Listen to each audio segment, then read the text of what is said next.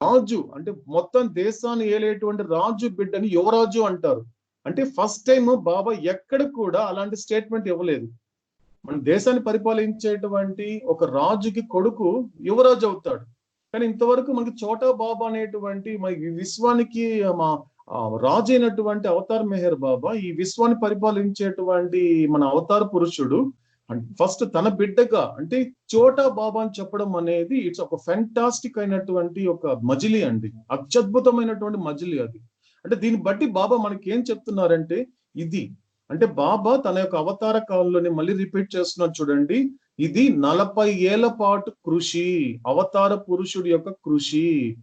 ఎక్కడికి ఇవ్వకుండా మనల్ని మాత్రమే ఎంచుకొని మనకే ఎందుకు ఇచ్చాడంటే శ్రద్ధ మన మీద ఆయనకుంది అనిపిస్తుందండి. ఆయన మీద ఇప్పుడు నాకు శ్రద్ధ ఉందో లేదో తెలియదు, కానీ మనందరి మీద బాబా శ్రద్ధ పెట్టి పర్వాలేదు నా బిడ్డలకి ఈ టైంలో అందించవచ్చు అనే విధంగా ఇప్పుడు మన కళ్ళ ముందుకు వచ్చి మనకి బాబా ఇచ్చే ప్రయత్నం చేస్తున్నాడు. మళ్ళీ రిపీట్ చేస్తున్నానండి, ఇది 40 ఏళ్ల కృషి అంటే దాదాపు సగం అండి. అవతార పురుషుడి యొక్క ఈ భూమి మీద ఉన్న కాలము 74 సంవత్సరాల 11 నెలల 7 రోజుల కాలంలో దానికి సగం తీసుకున్నా కూడా మనకి 40 ఏళ్ళండి. 40 ఏళ్ల పాటు బాబా కృషి చేశాడు ఈ డివైన్ థీమ్ మీద, ఇది అందించాలనేటువంటి ఒక తపనతో. అందుకే ఒక్క చార్ట్ బాబా ఇంక్లూడ్ చేయలేదు. ఎందుకంటే మీరు 9th వెళ్ళినప్పుడు 9th అనేది కూడా ఎవరెవరు ఎక్కడెక్కడ ఉన్నారు, నువ్వు ఎక్కడున్నావు, దేంతో కనెక్ట్ అయ్యావు, నిన్నెక్కడ ఉన్నావు, మొన్నెక్కడ ఉన్నావు, తర్వాత రేపు ఎక్కడికి వెళ్ళాలి నువ్వు అనేది పూర్తి ఎక్స్ప్లెయిన్ చేసిన తర్వాత 10th చార్ట్కి వచ్చిన తర్వాత మనకు గమ్యం చూపించేస్తాడు. ఇదిరా నీ గమ్యము, నువ్వు దీనికోసమే నువ్వు పుట్టింది, దీన్ని సాధించడమే నీ జీవిత పరమార్థము, అందుకోసమే నీకు మానవ జన్మ అనేది నీకు ఇవ్వబడింది. కాబట్టి ఇక్కడ ఒక మాట ఇంకో విషయం తెలుసుకోవాలండి. నేను ఇంకొక విషయాన్ని కూడా మీతో షేర్ చేయాలనుకుంటున్నాను. ఈ 4వ మజిలీలోనే ఇక్కడ బాబా ఒక స్పష్టపరుస్తారండి. ఎందుకంటే ఈ మధ్య జర్నీ చేస్తున్నప్పుడు కూడా ఇప్పుడు కొన్ని తెలిసిన మెసేజెస్ కూడా ఒకసారి దానిని మనం జర్నీ చేస్తున్నప్పుడు ఒక కొత్త అనుభూతిని ఇస్తాం.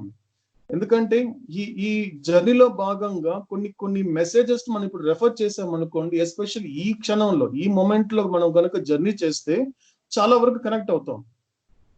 బాబా ఈ యొక్క మానవ జన్మ గురించి ఇదే బైరమంగళలో 17th డిసెంబర్ 1939 మీ అందరూ తెలుసు, ఫౌండేషన్ డే వచ్చినప్పుడు బాబా ఒక మెసేజ్ ఇచ్చారు. ఒకసారి మీరు అవకాశం ఉంటే బాబా పర్మిట్ చేసి ఆ మెసేజ్ ఒకసారి రెఫర్ చేయండి.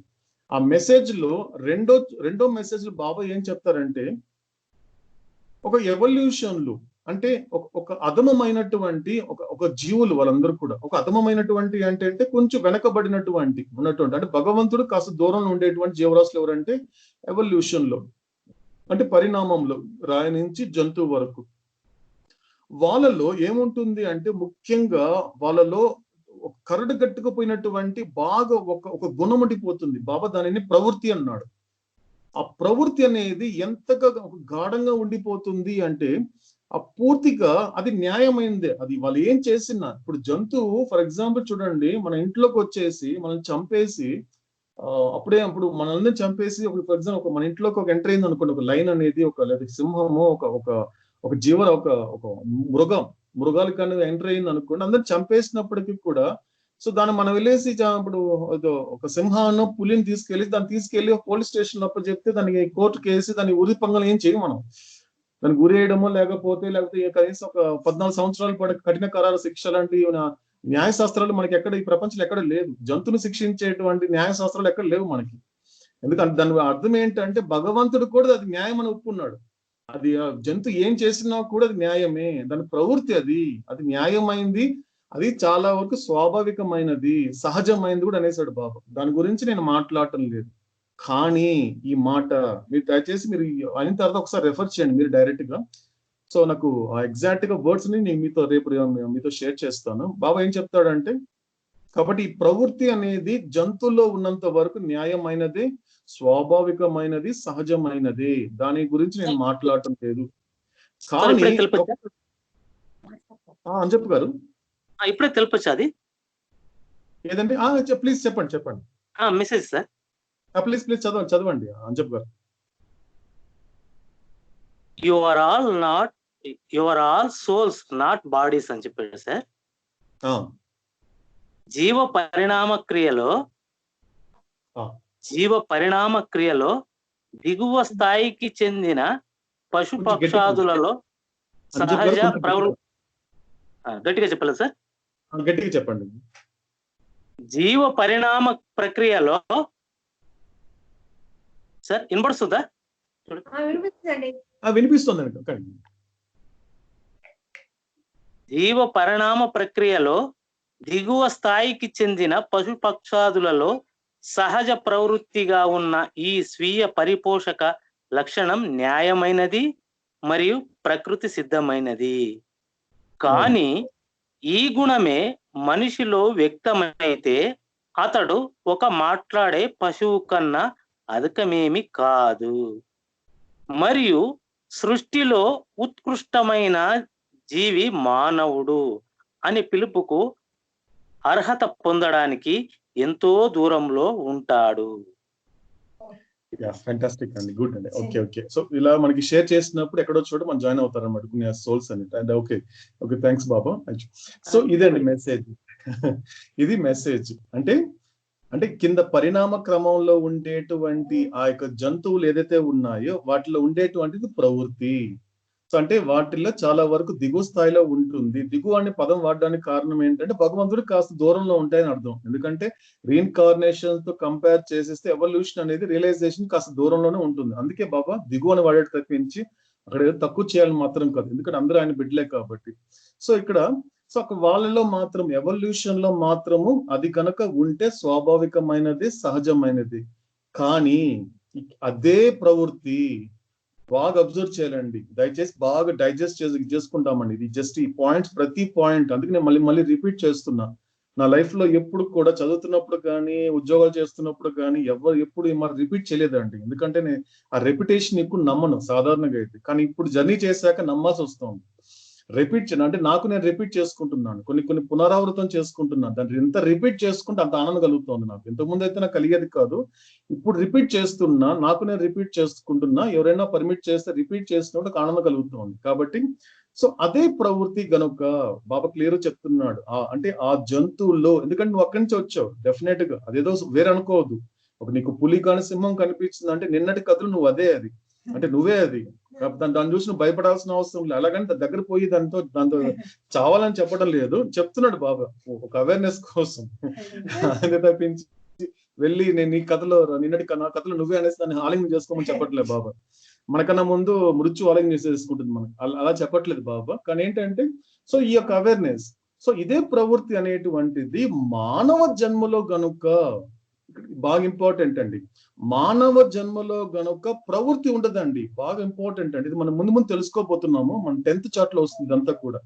కానీ ప్రవృత్తి ఉండదు మనకి. మానవ జన్మ ఎత్తిన తర్వాత, మానవ జన్మ భగవంతుడి చేత మనకి ప్రాప్తించిన తర్వాత ఆ యొక్క ప్రభావం ఉంటుంది, బాగా ఇంపార్టెంట్. ఎందుకంటే జంతు జన్మ దాకా కాబట్టి మీరు రెఫర్ చేసుకోవచ్చు. ఇప్పుడే మీరు 10th చార్ట్ లో చూడొచ్చు మీరు కూడా. ఎందుకంటే అనిమల్ లో మనకి దానికి బాబా ప్రవృత్తిని ఇన్స్టింక్ట్ అంటాడు. మీరు చూడొచ్చు, ఇన్స్టింక్ట్ అంటే ప్రవృత్తి అనేది పూర్తిగా డెవలప్ అయిపోయి ఉంటుంది జంతువులు. ఎందుకంటే మన బర్డ్స్ గురించి మాట్లాడుకోవటం లేదు. ముందు మనకి దేంతో మనకి నిన్నటి నా కథ అంటే బాబా జంతువుల గురించే మాట్లాడమన్నాడు.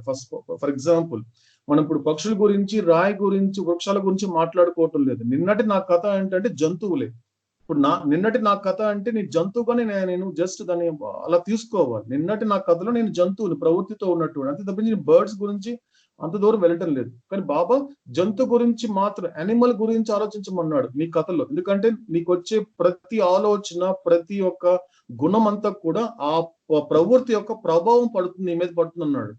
సో దేని మీద పడుతుంది అంటే జరిగిపోయిన నిన్నటి నా కథలోని పరిణామంలో ఉండేటువంటి ఆ ప్రవృత్తికి సంబంధించిన ప్రభావము ఇప్పటి నా కథలో ఉండే బుద్ధి మీద పడుతుంది అన్నాడు బాబా. చూడండి, బాగా అబ్జర్వ్ చేయాలండి, శ్రద్ధగా విందాం బాబా చెప్పే మాట ఇక్కడ.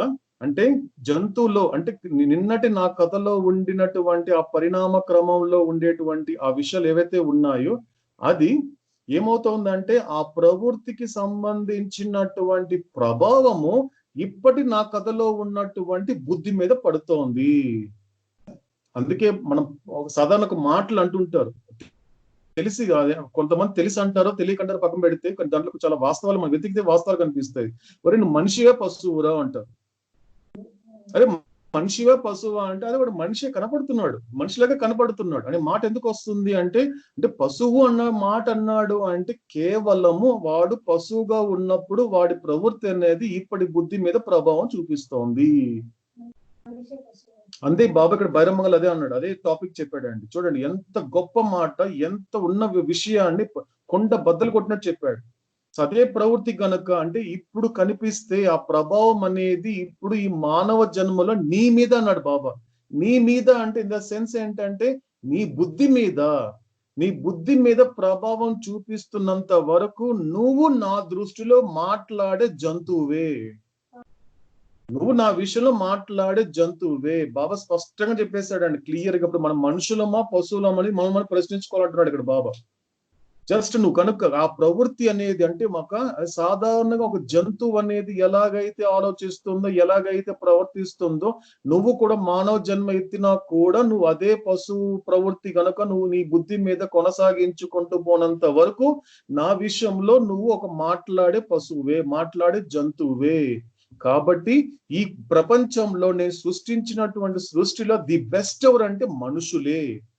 అలాంటి మనుషుల్ని బాబా అన్న మాట అంటే దాని వెనక ఎంత బాధపడి ఉంటాడో, ఎంత సఫర్ అయి ఉంటాడు ఆ మాట అనడానికి అనేది ఒక్కసారి మనం ఒకసారి ఒక పరిశీలించుకొని తెలిసిపోతుంది. ఒక తండ్రి ఒక మాట అన్నాడు అంటే దాని వెనక ఒక బాధ ఉంటుందండి. దాన్ని మన కోపం చూస్తాం. ఎందుకంటే ఒక చోట ఒక సత్సంగంలో ఒక మాట చెప్తారు. ఎందుకంటే భజగోవిందం అనేటువంటి ఒక అద్భుతమైనటువంటి ప్రపంచానికి ఇచ్చినటువంటి అవతార పురుషుడు ఆదిశంకరాచార్య. మనందరూ తెలుసు ఆదిశంకరాచార్య ఇచ్చినటువంటి భజగోవిందం అనేటువంటి ఒక శ్లోకాల యొక్క ఒక కలెక్షన్ మనకు బుక్ రూపంలో ఆయన ఇవ్వడం జరిగింది. అంటే ఎందుకు వచ్చింది దాంట్లో ఒక మాట ఉంటుందండి, భజగోవిందం భజగోవిందం గోవిందం భజ మూఢమతే సంప్రాప్తే సన్నిహితి కాలే నహి నహి రక్షతి డుక్రోం కరణి. అంటే భజగోవిందం భజగోవిందం గోవిందం భజ మూఢమతే. ఇలాగన్నాడు, మూఢ అన్నాడు, మూఢ అన్నాడు జనాల్ని. యు ఫూల్ అన్నాడు. ఎవరు? లోకాన్ని ఉద్ధరించాలనేటువంటి ఉద్దేశంతోనే అవతరించిన అవతార పురుషుడే. మనల్ని ఉద్ధరించడానికి అవతరించినటువంటి అవతార మెహర్ బాబా అనే ఏమంటున్నాడు అంటే ఈ యొక్క ప్రవృత్తి యొక్క అనేది ప్రభావం నీ మీద ఉన్నంత వరకు నువ్వు నా దృష్టిలో మాట్లాడే జంతువువే. అక్కడ తీసుకుంటే కృతావతారాలు తీసుకుంటే ఆదిశంకరాచార్య ఏమన్నాడు, భజగోవిందం భజగోవిందం గోవిందం భజ మూఢమతే. ఒరే మూఢుడా, గోవిందుని భజించరా, ఇంకా ఎంత కాలం రా అంటే ఎందుకు వచ్చింది? వీళ్ళిద్దరికి చూస్తే ఈ కృత అవతారాలు కానీ ఈ అవతారాలు చూస్తే బేసిక్ పాయింట్ ఏంటంటే ఇద్దరు పడిన బాధ. అది కోపం కాదండి. ఒక వ్యక్తిని మనం నిజంగా వాస్తవంగా నిస్వార్థంగా ఎవరినైనా ప్రేమిస్తే, ఎవరినైనా ప్రేమించామనుకోండి, అతడు మనం చంపడానికి వచ్చినా కూడా, కత్తి పెట్టి చంపడానికి వచ్చినా కూడా, గన్ను పెట్టి చంపడానికి వచ్చినా కూడా, ఓహో అతను నా వల్ల బాధపడి ఉంటాడు కాబట్టి నన్ను చంపాలనుకుంటున్నాడు అని తేలికగానే తీసుకుంటాడు. ఇంకా ప్రేమిస్తే, ఇప్పుడు మన అవతార పురుషుని కనుక ప్రేమిస్తే, మెహర్ బాబాని కనుక మనం ప్రేమిస్తే, ఆదిశంకరాచార్యని మనం ప్రేమిస్తే, వాళ్ళు చూపించిన కోపం కాదు, వాళ్ళ వెనక ఉన్న బాధ కనపడుతుంది. ఆదిశంకరాచార్య ఆ టైంలో కాశీలో ఒక చోట నుంచి మరో చోటకి వెళ్తున్నప్పుడు ఒక రకమైన దృశ్యం చూశాడు ఆయన. ఒక దృశ్యం కనిపించింది ఆయనకి. ఆ దృశ్యం అతనికి బాధ కలిగించింది. ఏం కలిగించిందంటే ఒక 70-80 ఏళ్ల వ్యక్తి, ఒక వృద్ధుడు ఏం చేస్తున్నాడు అంటే కూర్చొని డుక్రుం కరణే, చెప్పండి డుక్రుం కరణే. డుక్రుం కరణే అంటే గ్రామర్ అండి. గ్రామర్ చెప్తున్నాడు. ఏం చేస్తున్నాడు అంటే ఆ గ్రామర్ చెప్తున్నప్పటికీ కూడా ఆ 70-80 ఏళ్ల వృద్ధుడు యొక్క ఆలోచన ఎలా ఉందంటే, ఈ డుక్రుం కరణే నేను చెప్పడం వల్ల 4 కాసులు వెనక్కి వేసుకోవచ్చు, 4 కాసులు వెనక్కి వేసుకోవడం వల్ల నా ముని మనవరాలకి చేసి పెట్టవచ్చు, వీళ్ళ గురించి ఆలోచించవచ్చు, వాళ్ళ కోరికలు వీళ్ళ కోరికలు తీసుకోవచ్చు, వాళ్ళతో పాటు నేను సంతోషంగా ఉండొచ్చు అనేటువంటి దృశ్యాన్ని చూసి విపరీతమైనటువంటి బాధ కలిగినటువంటిది ఆదిశంకరాచార్య. వెంటనే చూస్తాడు, ఆ వృద్ధుని చూస్తాడు. అప్పుడు చెప్పిన మాటలు భజ గోవిందం భజ గోవిందం. ఒరే గోవిందుని భజించరా, భజ గోవిందం భజ గోవిందం గోవిందం భజ మూఢమతే. ఒరే మూఢుడా, ఏం ఆలోచిస్తున్నావురా, నువ్వు ఏం కావాలరా నీకు? ఇప్పటికి ఈ వయసులో కూడా నీకు ఇంకా డబ్బు ఇంకా సంపాదించుకోవాలి, ఇంకా నువ్వు కూడబెట్టుకోవాలి, వాళ్ళకి ఇవ్వాలి వీళ్ళకి ఇవ్వాలి, వాళ్ళతో సంతోషం గడపాలనుకుంటున్నావే. ఒక చూడు చెప్పిన సెకండ్ లైన్ చెప్తాడు, భజ గోవిందం భజ గోవిందం గోవిందం భజ మూఢమతి సంప్రాప్తే సన్నిహితి కాలే. నీ మృత్యు ఆసన్నం అయ్యే టైంకి గుర్తు పెట్టుకో, రేపో ఇంకో క్షణంలోనో ఎప్పుడో టైంలో నీకు దగ్గర పడింది, మృత్యు దగ్గర అవుతున్నావు నువ్వు. ఆ సమయంలో అంటే ఆ సమయంలో ఈ డుక్రుంకరణి అనేటువంటి ఏ గ్రామర్ అయితే నువ్వు చెప్తున్నావో ఆ సమయానికి అది ఆదుకోదు. ఆ టైంలో ఆదుకునేది ఒక గోవిందుడే. అందుకే భజ గోవిందం భజ గోవిందం గోవిందం అది మూఢమతే సంప్రాప్తే సన్నిహితి కాలే నహి నహి రక్షతి డుక్రుంకరణి. అది నిన్ను రక్షించదురా, అది నిన్ను రక్షించదు. ఎంత నీ వయసు, వృద్ధుడైపోయావు, కదలలేకున్నావు, చూడలేక ఉన్నావు, వినబడలేకుంది. కానీ ఇంకా ఎందుకురా ఇంకా ఆలోచన, ఇంకా సంపాదించాలి, డుక్రుంకరణే చెప్పాలి అనేటువంటిది ఎందుకురా? ఏదైనా రక్షిస్తుందా? ఇప్పటికైనా భజించరా, భగవంతుని భజించరా అనేటువంటి ఆవేశపూరిత ఎందుకు చెప్పాడంటే వెనకపడ్డ బాధ. ఒక్కసారి అక్కడ ఆదిశంకర్ని మనం ప్రేమిద్దాము, ఇక్కడ అవతార మెహర్ బాబాని ప్రేమిస్తే ఆ ఆవేశము, ఆ యొక్క కోపం వెనక వాళ్ళ పడ్డ ఒక నరకము, మనం అంటే జీవుడి పట్ల వాళ్ళ పడ్డ బాధ. ఎందుకంటే జీవుడి పట్ల బాధపడేది ఒక్క దేవుడు మాత్రమే, గుర్తుపెట్టుకుందామండి. జీవుడు పడేటువంటి బాధ పక్క జీవుడు బాధపడ్డండి, గుర్తుపెట్టుకోండి. ఎందుకంటే వీడు బట్టలు ఉతుక్కోవడానికి వీడి టైం లేదు, వీడి బట్టలు వాడే ఉతుకుతాడు. ఎవడి జీవుడు బట్టలు వాడే ఉతుక్కోవాలి. అంటే ఇప్పుడు జీవుడి పరిస్థితి ఎలా ఉంది అంటే పడేది అని ఎవరు తెలుస్తుందంటే దేవుడికే తెలుస్తుంది. కాబట్టి ఇక్కడ అందుకు బాబా ఎక్స్ప్లెయిన్ చేయడం జరుగుతుంది. ఎందుకంటే డివైన్ థీమ్ లో కూడా ముఖ్యంగా మనం ఇంకొక 2-3 రోజుల్లో వెళ్ళబోతున్నాం, ఎంటర్ అవ్వబోతున్నాం. మన గాడ్ స్పీక్స్ లో బాబా తీసుకెళ్ళబోతున్నాడు. ఈ పాత్రలోనే తీసుకెళ్తే అక్కడ ఎక్స్ప్లెయిన్ చేస్తాడు. అంటే నిన్నటి నా కథలో ఎలాగైతే ప్రవృత్తిగా ఉన్నదో, జంతువుగా ఉన్నప్పుడు ఎలా ఉన్నాను, ఇప్పుడు మానవ జన్మ తీసుకున్న తర్వాత బుద్ధితో ఎలా ఉంటున్నాను, రేపటి నా కథలో అనేటువంటి సాక్షాత్కారానికి ఎలా బాబా తీసుకెళ్తాడు, ఎలా కనెక్ట్ చేస్తాడని ముందు మనం తెలుసుకోబోతున్నాం. కాబట్టి బాబా అక్కడ క్లియర్ ఎక్స్ప్లెయిన్ చేయడం జరిగింది. కాబట్టి సో ఆ ప్రవృత్తి అనేది జంతువులో ఉన్నంత వరకు అది సహజమైనదే. సో దాని గురించి నేను కంప్లైంట్ చేయను, దాని గురించి మాట్లాడాల్సిన అవసరం కూడా లేదు. ఇట్స్ వెరీ న్యాచురల్ బాబా అన్నాడు. కానీ ఇప్పుడు ఇక్కడికి వచ్చేసరికి తన ఎగ్జాంపుల్ చెప్తాడండి. ఇంకొక ఎగ్జాంపుల్ బాబానే స్వయంగా ఆది కిరానికి ఒక చోట ఈ ఎగ్జాంపుల్ చెప్పడం జరిగింది. ఏం చెప్తాడంటే బాబా, ఫర్ ఎగ్జాంపుల్ ఒక చోట ఒక పులి బాగా ఆకలితో తిరుగుతోంది. ఒక చోట ఒక పులి ఆకలితో తిరుగుతూ ఉన్నప్పుడు విపరీతమైన ఆకలిలో ఉంది ఒక పులి అనేది. అది ఏం చేసిందంటే నడుచుకుంటూ పోతున్నప్పుడు ఎదురుగుండా ఒక జింక ఒక బిడ్డని ప్రసవించింది. అప్పుడే ఒక జింక ఒక బిడ్డని ప్రసవించింది.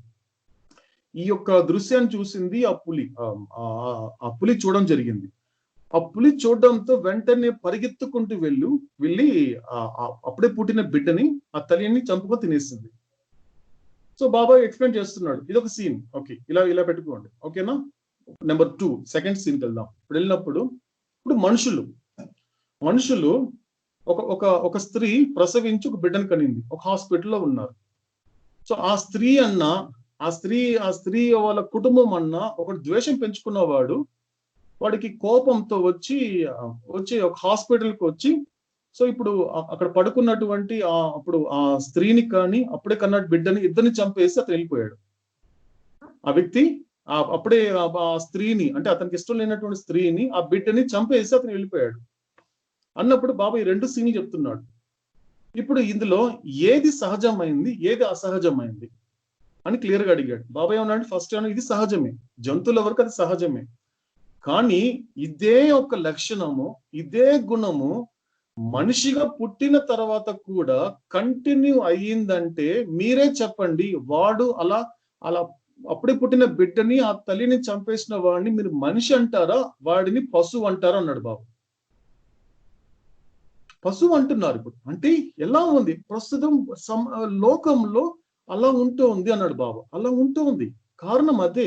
ఎందుకు ప్రతిసారి అవతార పురుషుడు ఒక లెక్క పెట్టుకుని ఎందుకు వస్తూ ఉంటాడంటే కేవలము అంటే అలాంటి ప్రవృత్తి ప్రభావం చూపించేటువంటి మనిషి యొక్క బుద్ధిని మార్చడానికి వస్తాడు ఒక్క రకంగా. అంటే ఈ ప్రాసెస్ లో అవతారుడి యొక్క అవతరణ అనేది ఎలా సంభవిస్తుందంటే ఇలా కూడా మనం తెలుసుకోవచ్చు. అంటే ప్రవృత్తి అనేటువంటి ప్రభావం మనిషి బుద్ధి మీద పడి వాడు భ్రష్టు పడుతున్నప్పుడు వాడిని ఉద్ధరించడానికి అవతారుడు అవతరిస్తాడు. So this is one of the reason ఆయన డెసెంట్ కి, ఆయన అవతరించడానికి ఒక గొప్ప రీజన్ ఏంటంటే ఇది. సో ఇప్పుడు ఏం చేయాలి మనము? ఇప్పుడు మనకి రెమెడీ ఏంటి, నివారణ ఏంటి అంటే ఎగ్జాక్ట్ గా మనకి 9th 10th చార్ట్ లోనే బాబా ఎగ్జాంపుల్ ఇవ్వబోతున్నాడు. విత్ ఎగ్జాంపుల్ ఇస్తాడు ఎలా ఉండాలి మీరంతా కూడా. సో ఇప్పుడు ఏంటి మనకి అంటే మానవ జన్మ ఎత్తిన తర్వాత, ఎందుకంటే ఇంతవరకు మనం కాన్షియస్ అంతా చూసాం మనందరం కూడా, మనిషి జన్మ వచ్చేసరికి పూర్తి చైతన్యం వస్తుంది. ఒకసారి బాబా ఏం చెప్పాడంటే, ఒక్కసారి మానవ జన్మ అనేది ఒక ఆత్మకు అనేది ప్రాప్తమైతే, మనిషి జన్మ అనేది ఒకరికి ప్రాప్తమైతే అతనికి ఫుల్ కాన్షియస్ ఎలాగైతే ఉందో అతను భగవంతుడు అవడానికి అంతే అవకాశాలు ఉన్నాయని చెప్పాడు బాబా. అంటే తన యొక్క జీవిత పరమార్థాన్ని నెరవేర్చుకోవడానికి అతనికి అంత గొప్ప అవకాశం అనేది అక్కడ ఇవ్వబడుతుంది అని బాబా క్లియర్గా మెన్షన్ చేశాడు. కానీ ఏం జరుగుతోంది అంటే, మీరు చూస్తే చార్ట్ లో మీరు చూడొచ్చు. మీరు ఓపెన్ చేసి మీకు అవైలబిలిటీ ఉంటే మీరు చార్ట్ ఓపెన్ చేయండి. మీరందరూ కూడా మీరు చార్ట్ ఓపెన్ చేసి 10th చార్ట్ లో మీరు చూడొచ్చు. సో 10th చార్ట్ లో మీరు చూస్తే కూడా అనిమల్స్ లో ఉండినటువంటి ఒక ఇన్స్టింక్ట్ ఉంటుంది, ఫుల్లీ డెవలప్ అయినటువంటి ఇన్స్టింక్ట్ అంటాడు బాబా. అంటే ఆ ప్రవృత్తి అనేది పూర్తిగా డెవలప్ అయి ఉంటుంది అక్కడ అనిమల్స్ లో. కానీ ఆర్డినరీ సోల్స్ కి వచ్చేసరికి అతనికి ఇంటెలెక్ట్ అనేది ఇవ్వబడుతుంది, బుద్ధి అనేది ఇవ్వబడుతుంది. బుద్ధి ఇచ్చినప్పటికీ కూడా మీరు బాగా అబ్జర్వ్ చేయండి, ఒక మనిషికి పుట్టిన తర్వాత వాడు మానవ జన్మ ఎత్తాక వాడికి ఆటోమేటిక్ గా బుద్ధి అనేది ఉంటుంది. వాడికి ఎప్పుడైతే పూర్తి చైతన్యం అనేది ఉంటుంది భగవంతుడు ఇస్తాడో, దాంతో పాటు కూడా వాడికి బుద్ధి ఇవ్వడం జరుగుతుంది. కానీ ఇక్కడ బాగా అబ్జర్వ్ చేయండి ఒక పాయింట్ ని. ఇప్పుడు ఎవరైనా ఒక గురువు దగ్గరికి వెళ్ళినప్పుడు, ఒక ప్రాపంచికంగా ఉన్న వ్యక్తి, ఒక స్థూల ప్రపంచానికి స్థూల చైతన్యంతో ఉన్నటువంటి ఒక వ్యక్తి గురువు దగ్గరికి వెళ్ళాడు అనుకోండి, ఆ గురువు ఏం చెప్తాడో తెలుసా అండి? ఫస్ట్ ఆఫ్ ఆల్ ఒక 4 మెథడ్స్ చెప్తాడు. నేను మోక్షాన్ని పొందాలనుకుంటున్నాను గురుదేవా, నాకు ఏదైనా ఆలోచన చెప్పండి అని చెప్పినప్పుడు ఆయన ఏమంటాడంటే, ఆయన 4 మార్గాలు చెప్తాడు. ఒకటి ఏంటంటే, ఫస్ట్ మనకి ముఖ్యంగా కావాల్సింది ఏంటంటే బుద్ధి ఉండాలి. ఫస్ట్ ఆఫ్ ఆల్ ఆధ్యాత్మిక మార్గంలో మనం తరించాలి, మోక్షం పొందాలంటే ముందు మనకు కావాల్సింది ఏంటంటే బుద్ధి తర్వాత వైరాగ్యము. ఫస్ట్ ఏంటంటే బుద్ధి కావాలి ప్రతి మనిషికి కూడా. ఆధ్యాత్మికంగా వేదాంతంలో కానీ ఎక్కడ చూసినా కూడా మనకి ఈ 4 మార్గాలే ఉంటుంది. మొదటి మార్గం ఏంటంటే ప్రతి వ్యక్తి కూడా బుద్ధిని కలిగి ఉండాలి. రెండో మార్గం ఏంటంటే వైరాగ్యం కలిగి ఉండాలి. వైరాగ్యం కలిగి ఉండాలంటే దేని మీద వైరాగ్యం అంటే, నీది కాని దాని విషయం పట్ల నీకు వైరాగ్యం ఉండాలి. నీది కాని విషయాల పట్ల నీకు వైరాగ్యం ఉంటే ఆటోమేటిక్ గా నీదే అయిన దాని మీద నీ మనసు ఫోకస్ చేస్తుంది. ఫస్ట్ వైరాగ్యం. మూడో తీసుకుంటే జ్ఞానం ఉండాలి. ఫస్ట్ ఏంటి?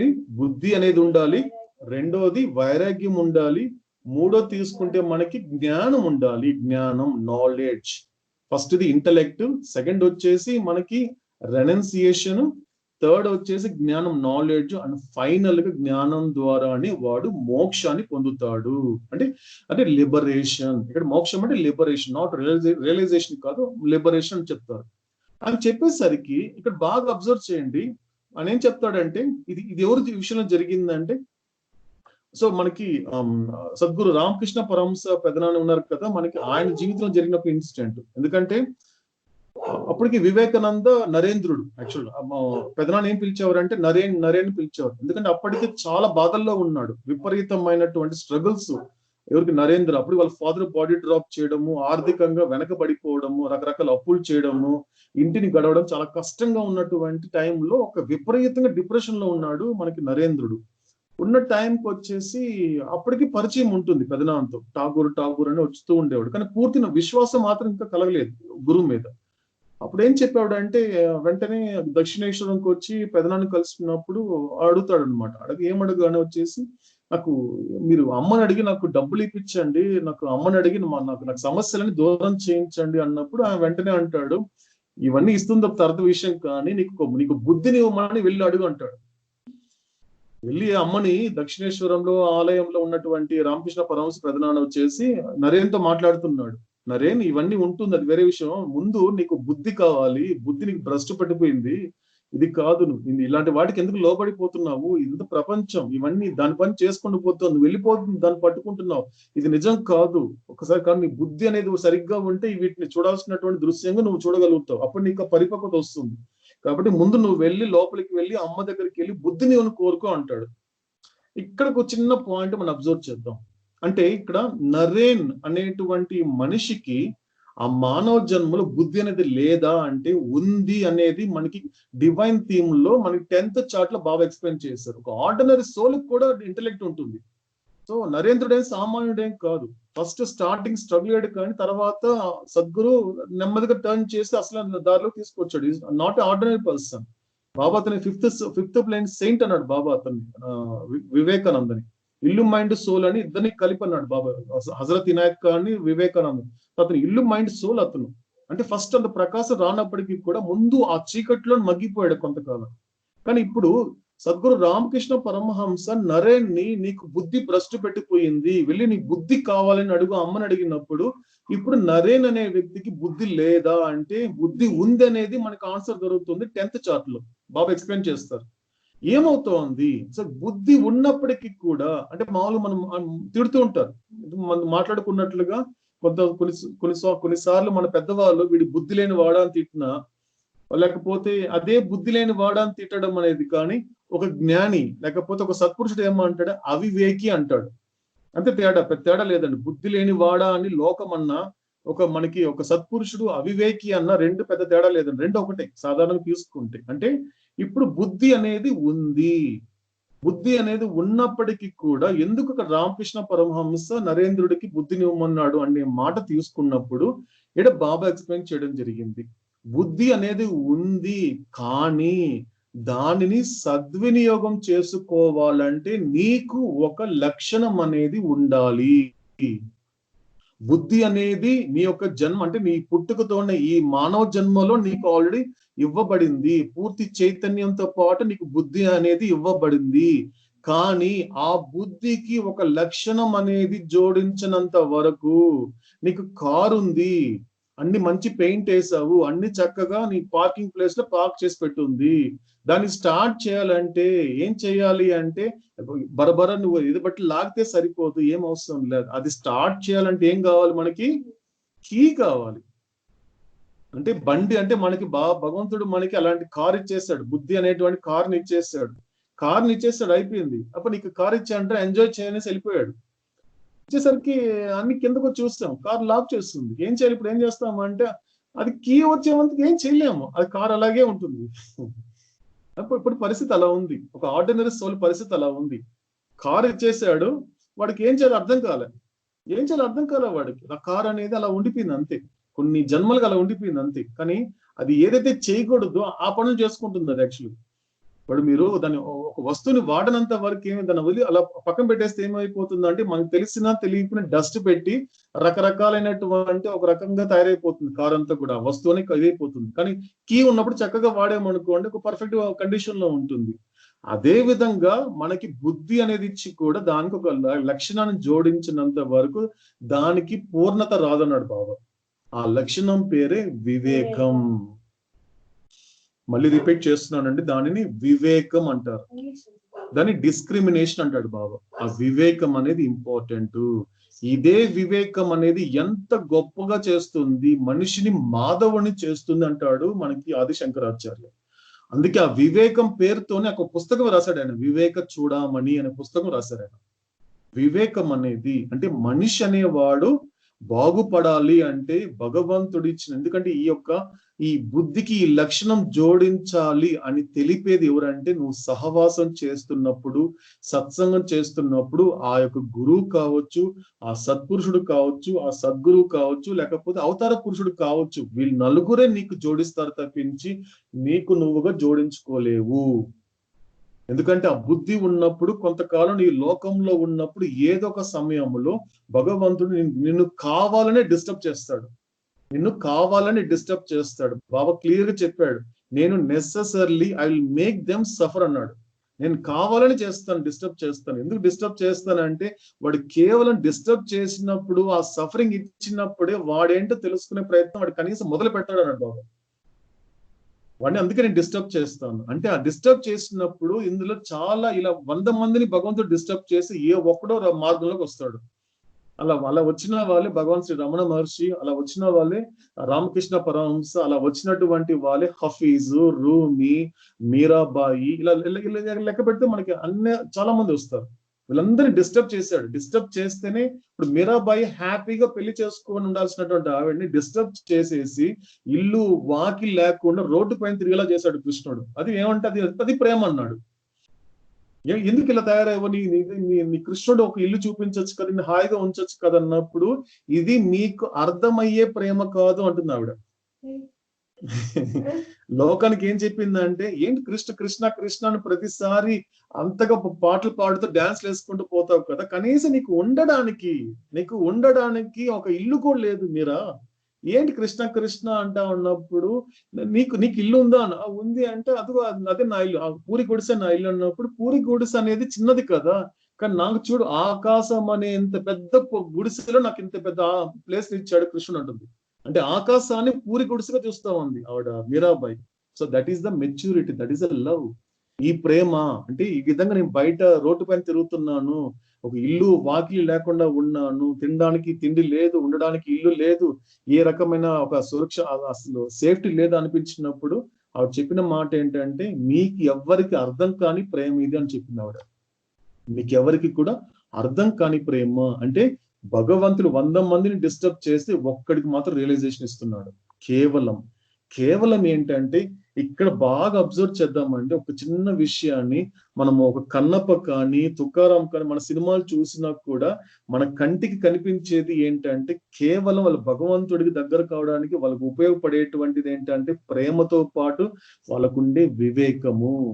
ఆ వివేకంతోనే ఆలోచిస్తారు వాళ్ళందరూ కూడా. అందుకే వివేకం అనేటువంటిది ఎప్పుడైతే వస్తుందో అప్పుడు నువ్వు ఈజీగా నిర్ణయించుకుంటావు అంటాడు బాబా. ఏదైతే అది విచక్షణ అనేది వస్తుంది, వివేకం ద్వారా విచక్షణ అనేది వస్తుంది. అప్పటి నుంచి ఎలా మొదలవుతుంది, లైఫ్ అనేది టోటల్ గా టర్న్ చేస్తాడు బాబా. ఏం చెప్పాడంటే కూడా ఇప్పుడు అదే చెప్పాడు మన ఆలోచనల గురించి. ఎందుకంటే మనం చూసినటువంటి ఇంకొక పాయింట్ మజిలీ చూసినా కూడా ఆలోచన గురించి బాబా ఒక మాట చెప్పాడు. ఏం చెప్పాడంటే కూడా, ఆలోచనలు నిన్ను డిస్టర్బ్ చేసే ఆలోచనలు వస్తున్నాయని చెప్తున్నావు కదా, సాధారణంగా అలా డిస్టర్బ్ చేస్తున్నప్పుడు ఎప్పుడైనా నిన్ను డిస్టర్బ్ చేసేటువంటి ప్రతి ఆలోచన వెనక ఎవరున్నారో ఎప్పుడైనా ఆలోచించా ఉన్నాడు. నీకు వచ్చే కంప్లైంట్ ఏంటి? ఏదైనా పని చేద్దామన్నా డిస్టర్బ్ చేస్తోంది, ఆలోచనలు మనసు డిస్టర్బ్ చేస్తోంది. కొన్ని బాబా మీద ఫోకస్ చేద్దామో, లేకపోతే సెంటర్కి వెళ్ళి 2 పాటలు పాడుకుందాము, ఎవరన్నా సత్సంగం చేస్తే విందామని కూర్చున్నా కూడా ఆలోచనలు ఎక్కడ సహకరించడం లేదే. నాకు ఎందుకు డిస్టర్బ్ చేస్తూ ఉంది? అబ్బా ఎందుకు ఇవన్నీ ఇప్పుడంతా అవసరమా నీకు? ఇంటికి పనులు ఉన్నాయి, ఆ పనులు ఈ పనులు ఉన్నాయి, నువ్వు ఇంతవరకు సగం తిని వచ్చావు, మిగతా సగం ఎవరు తింటారు? సగం లేకపోతే అది వాడ సగం వదిలేసి వెళ్ళిపోయావు, నువ్వు మెహర్బాబు పక్కన పెట్టు, ఆ సగం వాడు ఎవరైనా తినేస్తే నీ పరిస్థితి ఏంటి? మళ్ళీ 5 రూపాయలు పెట్టి ఇంకా వాడ కొనుక్కోవాలి. So this is the nature of mind అండి, ది నేచర్ ఆఫ్ మైండ్. అంటే మెహర్బాబు ఎక్కడ వాడ ఎక్కడ అనేది మీరు ఆలోచించకండి. అలా చేస్తుంది మనసు అనేది, అది ఏదైనా చేస్తుంది. అంటే ఇక్కడ వచ్చినటువంటి ప్రతి ఆలోచనని, ఎందుకంటే బాబా ఒక చిన్న ఎగ్జాంపుల్ చెప్తాడండి. ఈ ఆలోచన విషయం వచ్చింది కాబట్టి ఒక చిన్న మీకు జరిగిన ఇన్సిడెంట్ మీతో షేర్ చేసుకుంటాను. ఒక 10 కోట్ల రూపాయల ఆస్తి ఉన్నటువంటి ఒక కోటీశ్వరుడు, 10 కోట్ల అతని ఆస్తి, అతను ఒక కోటీశ్వరుడు. సో అతను ఒక ప్లేస్ నుంచి నార్త్ ఇండియాలో అతను బిజినెస్ మ్యాన్. అతను కొంతకాలం నుంచి బాబా కోసము, బాబాని చూడాలి, బాబా దర్శనం చేసుకోవాలి అని విపరీతంగా ఆలోచిస్తూ ఉన్నప్పటికీ, ప్రయత్నిస్తున్నా కూడా ఎక్కడ కుదరటలేదు అతనికి. కానీ ఒక టైంలో రాత్రి పూట బాబా విజన్ లో కనబడతాడు. విజన్ లో బాగా నవ్వుతూ కనబడతాడు. సో నవ్వుతూ కనబడగానే బాబా వెంటనే ఏం చేస్తాడంటే, బాబా పిలుస్తాడు అనమాట, నువ్వు రా అనేసి. పిలవడంతో వెంటనే అతను స్టార్ట్ అయిపోతాడు. కానీ ఆ బాబా ఎక్కడ ఉన్నాడు అతను తెలియదు. కానీ మెహర్ బాబా తెలుసు. కానీ బాబా ఎక్కడ ఉంటాడు, మహారాష్ట్ర అనేది కూడా తెలియదు. కానీ మొత్తానికి బయలుదేరి వచ్చేసాడు. మొత్తానికి ఏదో రకంగా వచ్చి అహ్మద్నగర్కి వచ్చాడు, మెహరాబాద్ కూడా వచ్చేసరికి అసలు లోయర్ మెహరాబాద్కి వస్తాడు. రాగానే అడుగుతాడు అనమాట, బాబా ఎక్కడున్నారు అంటే, లేదు పైన ఉన్నారు, బాబా దర్శనం ఇస్తున్నారు, మీరు అప్పర్ మెహరాబాద్ పైనకి వెళ్ళండి అంటే. సో బాబా దర్శనం ఇస్తుంది. సో ఒక క్యూ ఉంది. సో వెళ్ళేసరికి అతను వెళ్ళి క్యూలో నిలబడ్డాడు, అయింది. సరే క్యూలో వెళ్తున్నాడు. సో క్యూలో ఆల్మోస్ట్ ఒక 100 మంది వరకు ఉన్నారు. సో 1 by 1 అందరూ దర్శనం చేసుకుంటూ పోతున్నప్పుడు ఈ 100 వెనక ఉన్నటువంటి ఈ యొక్క కోటీశ్వరుడి యొక్క ఈ వ్యక్తి యొక్క మనసులో ఒక ఆలోచన వచ్చింది. ఏం ఆలోచన వచ్చిందంటే, కొన్ని రోజుల క్రితము ఒక 10 పైసలు కొని ఒక గుండు సూది కొన్నాడు. ఒక 10 కోట్ల రూపాయల వ్యక్తి అక్కడ బాగా అబ్జర్వ్ చేయాలండి. ఈ యొక్క ఇన్సిడెంట్ అనేది జరిగినటువంటి ఇన్సిడెంట్ ఇది. సో అతను ఒక 10 పైసలు పెట్టి ఒక గుండు సూది కొన్నాడు. సో గుండుకు సూది కొనగానే అది ఏం చేస్తాడంటే మనసు వెంటనే క్యూలో ఉండే వ్యక్తికి ఆలోచన వచ్చింది. ఇదేంటి ఇక్కడ ఉన్నావు, ఇంట్లో గుండు సూది కొన్నావు కదా, 10 పైసలు కొన్నావు కదా, అదేంటి ఇలా వదిలేసి వచ్చేస్తే దాని పరిస్థితి ఏంటి, రా వెళ్ళి కాపాడుకుందాం అంటుంది. అనేసరికి ఇది ఫస్ట్ ఆశ్చర్యపోతాడు. ఇదేంటి ఇలాంటి ఆలోచనలు వస్తున్నాయి నాకు, అంటే వచ్చినటువంటి సాక్షాత్ భగవంతుడి దగ్గర దర్శనానికి వస్తున్నప్పుడు ఇదేంటి నా మనసు ఏంటి ఇలా ఈ రకంగా ఆలోచిస్తా ఉందనేసి దాన్ని పట్టించుకోలే. సో ఇలా చేసుకుంటున్నప్పుడు సరే అనేసి అలా వెళ్తున్న కొద్దీ ఇంకా దాని పూర్తిగా ఇంకా విరుద్ధం అయిపోయింది మనసు అనేది. ఏం చెప్తోందంటే, నీకే చెప్పేది నేను, నీకు అర్థం కావట్లేదా, 10 పైసలు అంటే నీకు సామాన్య విషయం, నీకు అది సామాన్య విషయం కాదు. నువ్వు అనవసరం 10 పైసలు వేస్ట్ చేసేసుకుంటున్నావు. ఇక్కడ ఉండడం వల్ల నీకు పెద్ద ప్రయోజనం లేదు, ఏం లేదు. చుట్టుపక్కల చూడు, ఏమీ లేదు, అసలు డెవలప్మెంట్ లేదు. ఇటు పక్కన అందు మొత్తం చూపిస్తుంది అతను మనసు కానీ చూస్తున్నాడు. చూస్తున్నప్పటికీ కూడా అతను మాత్రం ఎటువంటి స్పందన లేదు. ఇంకా అది పూర్తిగా నువ్వు గుండు సూది కాపాడకపోతే నీ జీవితం వేస్ట్, నీ ఫ్యామిలీకి దూరం అయిపోతుంది, నీ డబ్బు పోతుంది, నీ సమాజంలో నీ పేరు పోతుంది, నువ్వు అసలు బతకడమే వేస్ట్, నువ్వు చచ్చిపోతావు. ఏది 10 పైసలు గుండె సూది కోసం మనసు ఇంత సీన్ క్రియేట్ చేస్తుంది. ఎందుకంటే డైరెక్ట్ గా ఈయన ఎక్కడికి వెళ్తున్నాడు, వాస్తవం దగ్గరికి వెళ్తున్నాడు. భగవంతుడి దర్శనానికి వెళ్తున్నప్పుడు మనస్సు అనేది ఎంత వికల్ప చేస్తుందో చూడండి. మనసు అనేది ఎలా ఉంటుంది ఆ క్యూలోనే. కానీ ఇతనికి అర్థమైంది విషయం, ఎందుకంటే ఇతను సత్సంగాలు చేసేవాడు కాబట్టి మనసు అనేది అలా స్వాభావికంగా ఉంటుంది అది యాక్చువల్గా. కానీ నువ్వు దాన్ని స్పందించాల్సిన అవసరం లేదని అతను చేసిన సత్సంగాలు నేర్చుకున్నాడు. అతనికి అర్థమైపోయింది, ఓహో అంటే భగవంతుడి యొక్క దర్శనానికి వెళ్ళకుండా నా మనసు నన్ను అడ్డుకుంటూ ఉంది, కాబట్టి దీని గురించి మనం పట్టించుకోవాల్సిన అవసరం లేదు అనేసి. కానీ ఆయన తొంగి చూస్తున్నాడు, కానీ ఆయనకన్నా తొంగిగా చూసి బాబా చూస్తున్నాడు ఇతన్ని. బాబా ఈ వ్యక్తిని తొంగి చూస్తున్నాడు, ఎలా ఉన్నాడు, ఎలా స్పందిస్తున్నాడు, ఏంటి సంగతి అనేసి బాబా అప్పుడు తొంగి చూస్తున్నాడు. ఇతనికి ఆ విషయం తెలుస్తా ఉంది, కానీ సరిగ్గా బాబా కనిపించడం లేదు. ఇలా మొత్తానికి వెళ్ళేసరికి 100 మంది వెళ్ళేసరికి అతను వెళ్ళి నిలబడగానే బాబా వెంటనే పైకి లేచి అతను ఆలింగనం చేసుకుంటారు. ఆలింగనం చేసుకొని వచ్చేసి వెంటనే ఏం చెప్తారంటే, వెంటనే బాబా ఏమంటారంటే, నువ్వు ఇదే జన్మలో నిన్ను తరింప చేస్తాను, ఇక నీకు వచ్చిన పని అయిపోయింది, వెళ్ళిపో ఉన్నారు. సో అతను వెళ్ళిపోయాడు. అతను వెళ్ళిపోవడం జరిగింది. వెళ్ళిపోయిన తర్వాత అంతకన్నా ముందు ఒక బాబా ఏమంటాడంటే కూడా ఒక మాట చెప్తాడు. ఏం చెప్తాడంటే, నువ్వు నీ ఆలోచనల్ని నేను అబ్జర్వ్ చేస్తున్నా, నాకు తెలుస్తుంది నీకు వచ్చే ఆలోచన కూడా నేను అబ్జర్వ్ చేస్తున్నా. ఎందుకంటే ఆలోచనల్ని ఎలా నువ్వు దాన్ని మేనేజ్ చేస్తున్నావు, ఎంత వరకు లోబడిపోతావు, దానిని ఎంత ప్రోత్సహిస్తావు, లేకపోతే దాన్ని మీరి దాన్ని దాటుకొని అది ఎంతవరకు వస్తావు అన్నప్పుడు, ఇప్పుడు నీ కళ్ళ ముందు కొంతమంది కనిపించేవారు కదా, నీకు ఇప్పుడు వాళ్ళు ఉన్నారా అని అడుగుతాడు బాబా. బాబా ఇంతకుముందు చాలా మంది ఉన్నప్పుడు చాలా తక్కువ మంది ఉన్నారన్నప్పుడు, నీకొచ్చిన ఆలోచనలో వాళ్ళకి వచ్చింది, కానీ వాళ్ళు లోబడి ఇక్కడి నుంచి వెళ్ళిపోయారు, నువ్వు లోబడకుండా నా ముందు ఉండగలిగావు, అందుకే నువ్వు నాకు నచ్చావు, నన్ను సంతోషపరిచావు అన్నాడు బాబా. ఇంత ముందు నీకు తెలుసో తెలీదో గుర్తుందో లేదు, కానీ చాలా మంది క్యూలో ఉన్నారు. నీకు వచ్చిన ఆలోచన వాళ్ళకి వచ్చాయి, వాళ్ళకి కూడా వచ్చింది. నీకు 10 పైసలు, వాళ్ళకి 5 పైసలు, అంటే డిఫరెన్స్ జస్ట్ పైసలు తప్పించి ఏం లేదు. ఇక్కడ పైసా ఇంపార్టెంట్, పరమాత్మ ఇంపార్టెంట్. అంటే నువ్వు పరమాత్మ ఇంపార్టెంట్ క్యూలో నిలబడి నా కోసం ఇంత దూరం వచ్చి నన్ను సంతోషపరిచావు, కానీ వాళ్ళంతా వెళ్ళిపోయారు. అది అక్కడ బాబా ఎక్స్ప్లెయిన్ చేస్తాడు, అది ఇంపార్టెంట్. అప్పుడు బాబా ఏం చెప్పాడు, ఇప్పుడు డివైన్ థింక్ వస్తే మనకి ఇదే ఆలోచన గురించి చెప్తాడు. ఏదైనా నేను ఆలోచన డిస్టర్బ్ చేస్తుంది అంటే, నువ్వు కృతకాలంలో నువ్వు దానిని ఎంకరేజ్ చేసి దానిని ఎంటర్టైన్ చేసావు. డబుల్ ఈ అండి బాబా ఎక్స్ప్లెయిన్ చేస్తాడు. దానిని ఎంటర్టైన్ చేసింది నువ్వే, ప్లస్ ఎంకరేజ్ చేసింది కూడా నువ్వే. ఈ రెండు చేసావు కాబట్టి అది నీ నెత్తినెత్తి కూర్చుంది. అందుకే నువ్వు చెప్పిన మాట కూడా వినని పరిస్థితిలోకి వచ్చింది. కానీ గుర్తు పెట్టుకో, ఇప్పటికీ ఆలస్యం అయింది లేదు. ఇప్పటి నుంచి కూడా, ఇప్పుడు నేను మాట్లాడుతున్నప్పుడు ముఖ్యంగా నీ ఇంట్లో వాళ్ళు మాట్లాడడం వేరు, నీ ఒంట్లో ఉండేవాడు మాట్లాడడం వేరు. నేను నీ ఒంట్లో ఉండి మాట్లాడుతున్నా, నీ గుండెలో ఉండి మాట్లాడుతున్నా. ఇంట్లో ఉన్నప్పుడు ఇంత మనస్సు ఆలోచన అనేది ఇంతగా రావు నీకు, కానీ నీ లోపల వాడితో మాట్లాడుతున్నాను, లోపల వాడు నీతో మాట్లాడుతున్నప్పుడు బయట వాడితో మాట్లాడుతున్నప్పటికీ కన్నా 100 రెట్లు ఎక్కువ ఫోర్స్ ఉంటుంది మనసుకు అన్నాడు బాబా. ఎదుటి వ్యక్తి, నీకు ఒక వ్యక్తి ఉన్నప్పుడు అంతా మాట్లాడుతున్నప్పుడు జస్ట్ కామన్ గా ఫ్లో వెళ్ళిపోతుంది థాట్స్ అనేది, కానీ లోపల ఉండే వాడితో మాట్లాడడం కనుక నీతో మాట్లాడడం మొదలు పెట్టాడంటే అది అంత తేలిగా విననివ్వదు. కానీ నువ్వు విన్నావు, నేను చెప్పింది విన్నావు, దాన్ని అసలు నిర్లక్ష్యపరిచావు కాబట్టి నువ్వు సంతోషపరిచావు. కాబట్టి ఇదే ప్రాబ్లం. కాబట్టి ఇక్కడ బాబా ఏం చెప్తాడంటే కూడా, సో మనం బ్యాక్ టు ద పాయింట్ కి వచ్చినప్పుడు మనం 5 విషయాలు తెలుసుకున్నాం. ఇది మనం చెప్పుకుని ఊహించుకోవడము, ఆలోచించడము, అనుభూతి చెందడము, అనుభవించడము అండ్ ఫైనల్ గా అయిపోవడము. సో ఇది ఈ వివేకం అనేది దేనికి సంబంధించిందంటే అనుభూతికి సంబంధించింది. సో మనం ఇక్కడ చూసుకున్నప్పుడు జంతు ప్రవృత్తిగా ఉన్నప్పుడు ఆ ప్రవృత్తి అనేది బుద్ధి మీద ప్రభావం చూపించినప్పుడు వాడిని బాబా ఏమన్నాడు అంటే మాట్లాడే పశువు కన్నా పెద్ద విషయం కాదు. కానీ వాడు అంతవరకు ఇంకా జన్మంతా ఆ బతుకంతా అదే విధంగా ఆ పశు ప్రవృత్తి అనేది వాడి బుద్ధి మీద ప్రభావం చూపిస్తున్నంత వరకు వాడికి ఏ విషయాలు అర్థం కావు. వాడు మాత్రము కానీ ఇంపార్టెంట్, వాడికి ఇదే బైరమంగళం చెప్పినటువంటి ఇంకో మాట ఏంటో తెలుసా అండి, కానీ ది బెస్ట్ క్రియేషన్ నేను దగ్గరుండి మరి సృష్టించినటువంటిది ఏదైనా ఉందంటే ఒక మానవుడు అన్నాడు బాబా.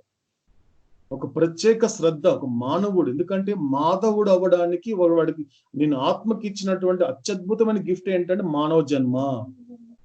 అటువంటి ది బెస్ట్ క్రియేషన్ ఎవరన్నా ఉన్నారంటే మానవుడు. కానీ వీడు మాట్లాడే పశువుగా ఉన్నంత వరకు కూడా ఈ యొక్క బిరుదు పొందడానికి వీడికి యోగ్యత అనేది ఉండదు అనేసాడు బాబా. కాబట్టి మీరు మళ్ళీ రెఫర్ చేయొచ్చు మరి కావాలంటే. ఇది బైరమంగల్లో 17th December 1939 ఇప్పుడు మనకు అంజప్ గారు మనకు షేర్ చేశారు సేమ్ ఇదే మెసేజ్. అంటే ఏం జరుగుతోంది ఇక్కడ, మనల్ని మనం అప్రమత్తం చేసుకోవాలి. అంటే మనం ప్రశ్నించుకోవాలి. అంటే ఒక జంతువుకి ఉన్నటువంటి లక్షణాలు ఏంటి? బాబా అరిషడ్ వర్గాలు అని 6 దాకా వెళ్ళే బాబా జస్ట్ 3 చెప్పాడు. ఈ 3 విషయాలు జాగ్రత్తగా ఉండమన్నాడు. 1 లస్ట్, 2 యాంగర్, 3 గ్రీడ్. అంటే కామము, కోపము, అత్యాస. ఈ 3 విషయాల్లోనే ఈ 3 విషయాలు అనేది నిజంగా చూడాలంటే మనకి బాగా మనం పరిశీలించుకుంటే ఇవన్నీ దేనికి సంబంధించిందంటే గత జన్మ కాదండి. ఇప్పుడు ఇది ఒక గొప్ప విషయం ఏంటంటే మనం ఇంతవరకు మాట్లాడుకుంటున్న సహవాసంలో కానీ సత్సంగాలు ఇంతవరకు నాకు తెలిసే అండి, సహవాసంలో కూడా మనం ఏం మాట్లాడుకుని కృత జన్మ గురించి మాట్లాడుకుని ఉంటాం. ఈ కృత జన్మ ఇది చేశాను కాబట్టి ఇవన్నీ అనుభవిస్తున్నా అంటున్నాం కదా. కానీ బాబా మూలాలకు పంపించేస్తున్నాడు మనల్ని. కృత జన్మ కాదండి, మన మూలాలకు పంపించేస్తున్నాడు. దాదాపు డైరెక్ట్ గా మన పరిణామకు లాకెళ్ళిపోయాడు. అక్కడ తీసుకెళ్లిపోతున్నాడు. అదిరా అసలు నిన్నటి నీ కథ అదే అని చెప్తున్నాడు. అక్కడి నుంచి స్టార్ట్ చేస్తున్నాడు. అంటే ఇంకా మానవ జన్మ ఎత్తడానికన్నా ముందే అసలు మానవ జన్మ అనేది పునాది ఎక్కడ స్టార్ట్ అయిందో అక్కడ మూలాలకు తీసుకెళ్లిపోతున్నాడు అండి. ఇదే మనకి మౌలానా జలాలుద్దీన్ రూమి తాత అదే అంటాడు, నువ్వు భగవంతుని ఎక్కడ నువ్వు కనుగొనగలవు అంటే నీ ఆత్మ యొక్క మూలాలకు గనుక నువ్వు చేరుకోగలిగితే ఆయన మూలాలను నువ్వు కనుక్కోగలుగుతావు అంటాడు. ఇప్పుడు బాబా చేసే పని అదేనండి. అంటే ఇప్పుడు మనం చూస్తే నిన్నటి నా కథ అంటే కూడా ఇది కృత జన్మ కథ అండి. ఇప్పుడు నాకు సంబంధించినటువంటి కృత జన్మ కాదు, పరిణామం సంబంధించి మాట్లాడుతున్నాం మనం. నిన్నటి నా కథ అంటే పరిణామం అండి, నిన్న కృత జన్మ కాదు. ఇప్పుడు 100 జన్మల 1,00,000 జన్మల కాదంటే అది కూడా కాదు. ఈ 84 లక్షల జన్మల కన్నా ఇంకా వెనక్కి తీసుకెళ్లిపోయాడు. అంటే మూలాలకు తీసుకెళ్లిపోయాడు అర్థం. ఎందుకు అవసరము ఇవన్నీ ఇప్పుడు మనకి ఇంత తెలుసుకోవాల్సిన అవసరం ఉందా అంటే ఖచ్చితంగా అవసరం అండి. ఇది మనం అందరి గుండెలో పదిలంగా దాచుకోవాల్సినటువంటి, ఎంత స్ట్రాంగ్ గా దాచుకోవాల్సిన విషయం. ఖచ్చితంగా అత్యవసరం, అవసరం కాదు.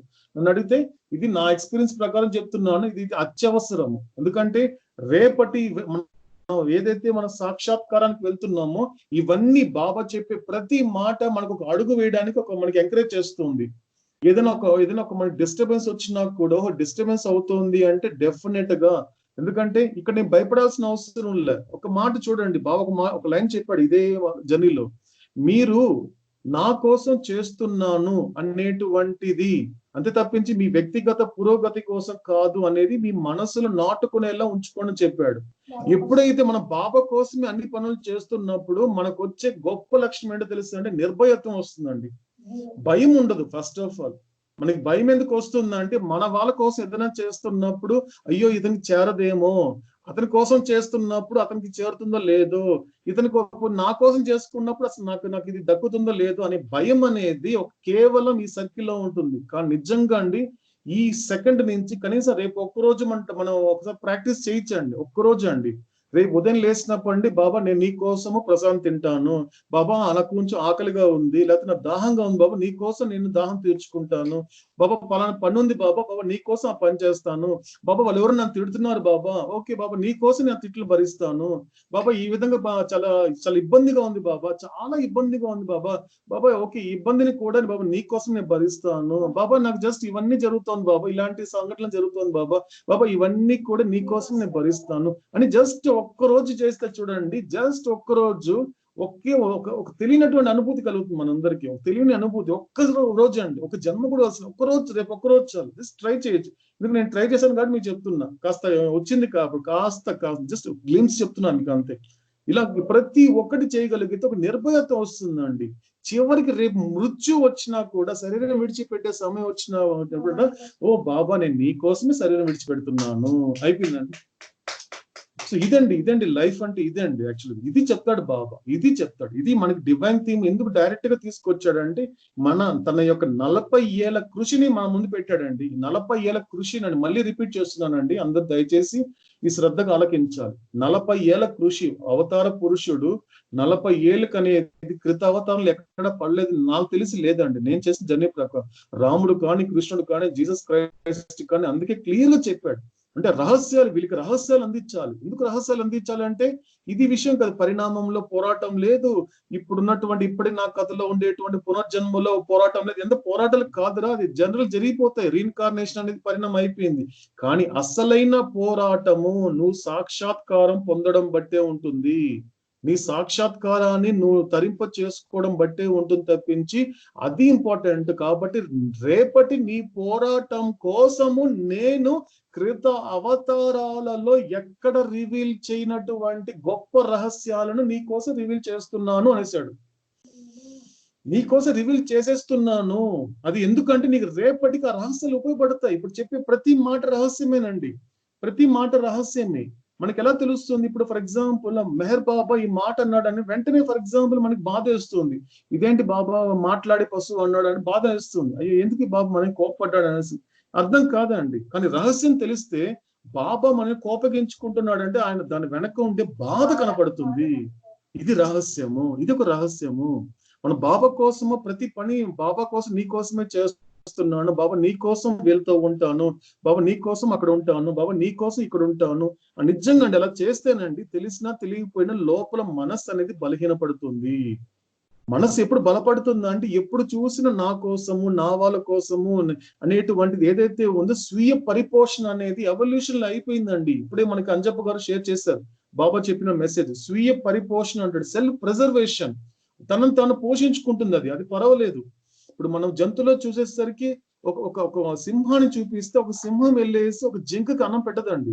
ఏదైనా పెడితే తన కుటుంబానికి పెట్టుకుంటుంది. బాగా అబ్జర్వ్ చేద్దామండి బాబా. అందుకే యానిమాలిటీ అన్నాడండి. చాలా మందిని బాబా స్వయంగా అన్న మాట యానిమాలిటీ. చాలా వరకు వాళ్ళ కంటికి కనిపించేది, కనపడడానికి హ్యూమన్ బీయింగ్స్ లా కనపడతారు, కానీ still they are in the animality అన్నాడు. బాగా అబ్జర్వ్ చేద్దామండి. ఎందుకు బాబా జంతుత్వం అని ఎందుకు అన్నాడంటే, ఆ సెల్ఫ్ ప్రిజర్వేషన్ అనేది కేవలం ఎవల్యూషన్ అని మాత్రమే ఉంటుంది. తనను తాను పోషించుకోవడం, తన వాళ్ళకి పెట్టుకోవడం అనేది జంతువులో ఉందండి. ఇప్పుడు మీరు ఒక సింహానికి ఏదైనా పెడితే మాత్రము అది వాళ్ళకి వాళ్ళ పిల్లలు పెడుతుంది. మీరు ఒక సూఫీ అంటే ఒక కుక్కకు పెట్టారనుకోండి, కుక్క వచ్చేసి మీకు ఒక పిల్లికి పెట్టడమో లేకపోతే ఎలుకు పెట్టడం చేయదండి, ఎలు దాని పిల్లలకే పెడుతుంది. ఎవరైనా మన కంటి ముందు కనిపించారనుకోండి, చాలా బాగున్నాను, చాలా రోజులు నేను చూసి అనేసి మన చేత కేక్ పెట్టామనుకోండి ఒక వ్యక్తికి, ఆ కేక్ తీసుకెళ్ళి అతను ఎవరు పెడతాడు? తన ఫ్యామిలీకి పెడతాడు. సాధారణంగా ఎలా ఉంటుందంటే, మళ్ళీ అవునా కేక్ బాగుంది, నా పిల్లలకి బాగా ఇష్టం అని తీసుకెళ్తాడు. ఇప్పుడు చూద్దామండి, కంపేర్ చేసుకుంటే బాబా చెప్పే మాటలు వాస్తవంగా తీసుకుందాం, హానెస్ట్ గా తీసుకుందాం. ఇందులో బాధపడాల్సింది లేదు, లేక ఎందుకు బాబా ఇలా అంటున్నాడు అనేది మీరు మనంతా అనుకోవాల్సిన అవసరం. హానెస్ట్ గా బాబా చెప్తున్నాడు. ఆ సెల్ఫ్ ప్రిజర్వేషన్ ఇప్పుడు చెప్పుకున్నాం కదా, స్వీయ పరిపోషణ, తనను తాను పోషించుకోవాలి అనే ఆలోచన అనేది బాగా స్ట్రాంగ్ గా ఉండేది మనకి కేవలము అక్కడ ఉండే పరిణామంలో మాత్రమే. కానీ అది ఇక్కడ బుద్ధి మీద ప్రభావం ఇంకా చూపిస్తోంది. ఎంతవరకు ప్రభావం చూపిస్తోంది అనేది మనం ప్రశ్నించుకుంటే మనకి ఆన్సర్ దొరుకుతుందండి. ఎక్కడో వెతకాల్సిన అవసరం లేదు, మనం చేసుకోగలిగితే సరిపోతుంది. కాబట్టి సో మనం బ్యాక్ టు ద పాయింట్కి వచ్చినప్పుడు, అక్కడ ఉండేటువంటి ప్రవృత్తి అనేటువంటిది కూడా మానవ జన్మలో బుద్ధి మీద ప్రభావం చూపిస్తుంది. ఎంతవరకు ప్రభావం చూపిస్తుంది అంటే, ఆ వ్యక్తి సత్సంగం చేయనంత వరకు, సత్పురుషుడి దగ్గరికి వెళ్ళి సత్సంగం చేయనంత వరకు, సత్సంగం చేసిన తర్వాత తన బుద్ధికి వివేకం అనేది జోడించినంత వరకు ఈ ప్రవృత్తి అనేది ఖచ్చితంగా ఎన్ని జన్మలైనా కూడా ఈ మనిషి బుద్ధి మీద ప్రభావం చూపిస్తుంది. అందులో ఎటువంటి సందేహం లేదు. బాబా ఈ రహస్యం కూడా చెప్పేశాడు. ఈ రహస్యం కూడా చెప్పేశాడు. ఇదే ఎందుకు రహస్యం అండి. కాబట్టి నేను చెప్పి ఏదైతే చెప్తున్నానో ఆ లక్షణాన్ని జోడించు ఒక్కసారి. ఇప్పుడు ఎప్పుడైతే మన బుద్ధికి గనుక వివేకం జోడించినప్పుడు ఇప్పుడు ఆలోచన వస్తుందండి. ఒక్కొక్క ఆలోచన వస్తుంది. నాకు అది తినాలని ఉంది, లేకపోతే నాకు అక్కడికి వెళ్ళాలని ఉంది, నాకు అతన్ని ద్వేషించాలని ఉంది, లేకపోతే అతన్ని కొట్టాలని ఉంది, ఇలా రకరకాల ఆలోచన వచ్చినప్పుడు కూర్చోపెట్టు, జస్ట్ ఆలోచించు. ఎందుకంటే ఇప్పుడు వివేకం జోడించినప్పుడు ఆటోమేటిక్ గా ఆలోచనలు వెనకడుగు వేస్తుంటాడు బాబా. ఆటోమేటిక్ వెనకడుగు వేస్తుంది. ఏం చేస్తున్నావు? నీకు వివేకం అనేది బుద్ధికి జోడించుకున్నప్పుడు వెంటనే నీకు వచ్చే ఆలోచన ఏంటంటే దీనికి ఈ ఆలోచనకి స్పందించాల్సిన అవసరం ఉందా? ఒకే ఒక ఆలోచన వస్తుందండి. ఎప్పుడైతే మనం ఆ వివేకాన్ని జోడించే బుద్ధికి వివేకం జోడిస్తే ఒకే ఆలోచన వస్తుంది. ఇప్పుడు ఒక సంఘటన జరిగింది నా కళ్ళ ముందు. జరిగింది అది ఏదైనా చీమ కుట్టడం నుంచి చావడం వరకు ఏదైనా తీసుకోండి. ఇప్పుడు నేను దీనికి స్పందించాల్సినటువంటి అంత గొప్ప విషయమా, లేకపోతే గొప్ప సంఘటన ఏం జరిగిందా, దీనికి స్పందించాల్సిన అవసరం లేదనిపించినప్పుడు సరిగ్గా గనుక ఆ యొక్క ఆ వివేకపూరితమైనటువంటి బుద్ధిని జోడించడంగా చూస్తే అండి, మనము దేనికి ఒక్క భగవంతుడికి తప్ప దేనికి స్పందించాడు అంటాడు బాబా. నువ్వు గనుక వివేకాన్ని సరిగ్గా గనుక బుద్ధికి జోడించగలిగితే నువ్వు భగవంతుడికి తప్ప మరి ఏ ఇతరమైన విషయాలకి నువ్వు స్పందించవు. ఎందుకంటే స్పందించే అంత గొప్పగా ఏముండు. ఒక్కసారి నువ్వు భగవంతుడి యొక్క స్థితిని కనుక నువ్వు అనుభవించావంటే నువ్వు అనుభవించే స్థూల ప్రపంచం కానీ, స్థూల వ్యక్తులు కానీ, స్థూల పరిస్థితులు కానీ అన్ని కూడా నువ్వు చాలా తుచ్చంగా చూస్తావు. అంటే ఇక్కడ దీనికి స్పందించాల్సిన అవసరం లేదు, అంత గొప్ప విషయాలు ఏం లేవు అనేది నీవు అవేర్నెస్ వస్తుంది. ఇది మనకి డివైన్ థీమ్ నేర్పుతుందండి. మళ్ళీ బ్యాక్ టు నేను వస్తున్నాను. డివైన్ థీమ్ అనేటువంటిది వస్తుంది. సో మనం ఇంతకుముందు చెప్పుకుంటూ వస్తున్నాం. ఈ రివిజన్ లో భాగంగా మనం చెప్పుకున్న విషయాలు ఏంటి అంటే మనం ఒక్కొక్క మజిలీ గురించి తెలుసుకుంటూ వచ్చాం. ఫస్ట్ ఇది గాడ్ స్పీక్స్ గురించి బాబా ఏం చెప్పారు అనేది తెలుసుకున్నాము. రెండోది వచ్చేసి గాడ్ స్పీక్స్ అనేది మనము ఫస్ట్ నుంచి ఎందుకు చదవటం లేదు అంటే డైరెక్ట్ గా దైవిక డివైన్ థీమ్ కి ఎందుకు బాబా తీసుకొస్తున్నారు అంటే కూడా దానికి రీజన్ మనం మూడో విషయం తెలుసుకున్నాం. ఎందుకంటే ఈ 40 సంవత్సరాల యొక్క కృషి అంటే 1915 నుంచి 1943 వరకు అంటే 28 ఏళ్ల పాటు, మళ్ళీ 1943 నుంచి 1955 వరకు అంటే 12 ఏళ్ల తర్వాత గాడ్ స్పీక్స్ ప్రపంచంలోకి ఫస్ట్ కాపీ వచ్చేంత వరకు మొత్తం మీరు లెక్కేస్తే 40 ఏళ్ల పాటు బాబా డివైన్ థీమ్ మీద కృషి చేసి మనకు అందించారు. అట్ ద సేమ్ టైం రెండో విషయం గుర్తుపెట్టుకోవాలి. ఎందుకంటే 1969 ఇది కాస్త శ్రద్ధగా విందామండి. 1969 జనవరి 25వ తేదీ బాబా బెడ్ మీద పడుకున్నారు. విపరీతమైన బాధల్లో ఉన్నాడు. ఆ బాధల్లో ఉన్నప్పుడు బాబ్ కల్చర్ ని పిలిచి నువ్వు నా బయోగ్రఫీ రాయమన్నారు. సో నా బయోగ్రఫీ రాయి అని చెప్పినప్పుడు బాబా ఇప్పుడు ఎందుకు బాబు మాట్లాడుతున్నారంటే కాదు ఈ టైంలో మీకు ఇవ్వాలని చెప్పి అప్పుడు బాబా లార్డ్ మెహర్ బాబ్ కల్చర్ చేత రాయించుకున్నారు. ఇప్పుడు 1969లో బాబా ఇన్స్ట్రక్షన్ ఇచ్చినప్పుడు ఆ పుస్తకం అనేది 1979లో రిలీజ్ అయింది. ఇంగ్లీష్ కాపీ అండి. నేను లార్డ్ మెహర్ గురించి మాట్లాడుతున్నాను అంటే 10 ఏళ్ళ తర్వాత మాట్లాడిందండి. అప్పుడు 1979లో ఈ 1943లో బాబా ఏదైతే చెప్పారో అది లార్డ్ మెహర్ లో మనకి ఇంక్లూడ్ అయ్యి ఇప్పుడు మనం మాట్లాడుకునేలా సహవాస్ చేసేలా ఒక అవకాశం వచ్చింది. సో ఇదండి. సో ఇది మనం కాస్త డెప్త్కి వెళ్ళినప్పుడు బాబా ఇన్ని విషయాలు చెప్తాడు. అంటే ఒక రకంగా గాడ్ స్పీక్స్, మరో రకంగా మన ఇప్పుడు అంటే మన లార్డ్ మెహర్ ద్వారా ఇది ప్రపంచంలో బాబా ఎంతమందికి అవకాశం ఇచ్చాడో తెలియదు. త్రూ లార్డ్ మెహర్ ద్వారా గాడ్ స్పీక్స్ గురించి తెలుసుకోవడం అనేది మనకిచ్చిన ఒక గొప్ప గిఫ్ట్ అండి. ఖచ్చితంగా గొప్ప గిఫ్ట్ అది. ఎందుకంటే గాడ్ స్పీక్స్ అనేటువంటిది కూడా బాబా క్యాజువల్ గా మామూలుగా ఈ 40 years చేసి ఇచ్చినప్పటికీ కూడా 40 యొక్క లార్డ్ మెహర్ ఏదైతే మనం చాలా సులువుగా తెలుసుకునే ప్రయత్నం చేస్తున్నాం, ఫింగర్ టిప్ లో వచ్చే ప్రయత్నం చేస్తున్నామో అటువంటిది మాత్రం బాబా సామాన్యంగా ఇవ్వలే. బాబా అప్పుడు నరకం అనుభవిస్తున్నాడు. 1969 అంటే సరిగ్గా తన అవతారాన్ని చాలించడానికి వారం ముందండి. అవతారం చాలిన వారం ముందు 25 జనవరి 1969. మీరు కావాలంటే లార్డ్ మెహర్ లో మీరు రెఫర్ చేసుకోవచ్చు. సో అక్కడ మాత్రం ఒక నరకం అనుభవించే టైంలో తనకి లార్డ్ మెహర్ మనందరికి అందించాడండి. ఎందుకంటే ఇది నా బిడ్డలకి ఇస్తున్నాను, ఇది అందరికి అర్థం కాదు. వాళ్ళకి మాత్రమే ఇస్తున్నాను. వాళ్ళందరికీ నా గురించి విషయాలు తెలియాలి కాబట్టి నేను ఈ పరిస్థితిలోనే ఇవ్వాలి, ఇస్తేనే వాళ్ళ గుండెకి చేరుతున్నాడు. ఇప్పుడు నిజంగా మనందరూ గుండెకి చేరిన విధం ఏంటంటే అప్పుడు 1969లో ఇచ్చినటువంటి బాబా ఇన్స్ట్రక్షన్స్ ఏనండి. సో ఈ విషయాలండి. సో ఇవి మనము మరికొన్ని విషయాలు ఉన్నాయి. ఎందుకంటే నేను మీకు విజువల్ ఎక్స్ప్లెయిన్ చేయాలనుకుంటున్నాను. అది మనము ఆ మిగతా మజిలీలు కూడా మనం బాబా అవకాశం ఇస్తే మనం రేపటి నుంచి అది కూడా కంటిన్యూ చేద్దామండి. ఓకే. ఓ భగవంతుడా, నిన్ను నీ సంకల్పమును అర్థం చేసుకునేలా నన్ను మలుచు. శాశ్వత ప్రీతం అవతార్ మెహర్ బాబా की జై.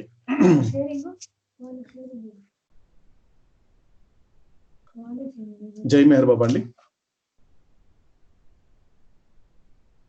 జై మేరు బాబు సార్. జై మెహర్ బాబా. జై మేరు బాబు సార్. జై మెహర్ బాబా. జై మేరు బాబా. జై మెహర్ బాబా. అమ్మ జై బాబా. జై మెహర్ బాబా. జై మేరు బాబా. జై మేరు బాబా. జై మేరు బాబా. జై మేరు బాబా అన్నయ్య. జై బాబా. జై మెహర్ బాబా. మీరు వీడియో ఆన్ చేసుకోండి, నేను చూస్తున్నా. నేను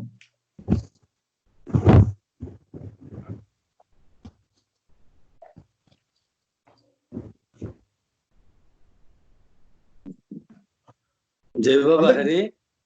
జై మెహర్ బాబా అండి. గోపి గారు.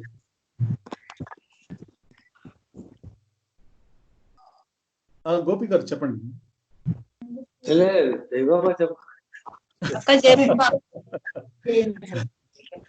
సబ్జెక్ట్ చాలా బాగుంది హరి.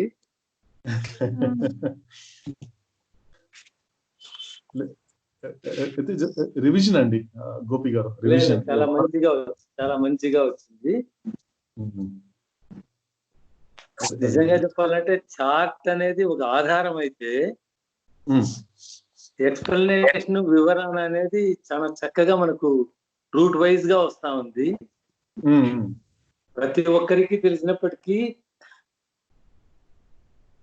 లార్డ్ మెహర్ గురించి కానీ గాడ్ స్పీక్స్ గురించి కానీ అందరికీ తెలుసు ఆ పుస్తకం ఉందని, అంతే గాని బట్ ఇది కరెక్ట్ గా ఇన్నేళ్ల కిందట స్టార్ట్ చేసుకున్నారు, ఇన్నేళ్ల తర్వాత అతని ఆలోచన వచ్చింది.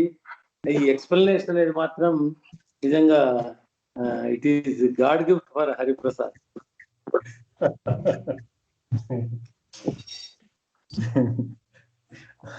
లేదండి, గిఫ్ట్ ఆల్ ఆఫ్ అస్ అండి, మనందరికి ఇచ్చిన గిఫ్ట్ అండి. ఇచ్చిన వాళ్ళకి మనందరూ పంచుకుంటున్నామంటే అది పంచుకోవడం అనేది ఇప్పట్లో అందరూ పంచరు. అది ఆస్తిపాస్తులు ఉన్నా కానీ ఏవి కానీ పంచే స్థితిలో లేడు మానవుడు. పంచేదా కూడా రేర్ గా వస్తారు. అంతేగాని ఎందుకంటే నీకు తెలుసు, చాలా మందికి తెలిసి విషయము, మరి ఎందుకు చెప్పలేదు అంటే అవకాశం కన్నా సద్వినియోగం చేసుకోవాలనే వాళ్ళు అందరూ ఉండరు. కొద్ది మందికి మాత్రమే భగవంతుడు అవకాశం ఇస్తాడు. ఆ అవకాశం మాకు తెలిసిన మనిషికి ఇవ్వడం అనేది మా అదృష్టం.